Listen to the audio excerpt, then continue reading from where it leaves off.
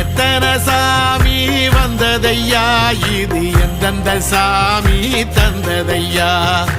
எத்தனை பாட்ட சொன்னதையா, அத சுத்துற பூமி கண்டதையா,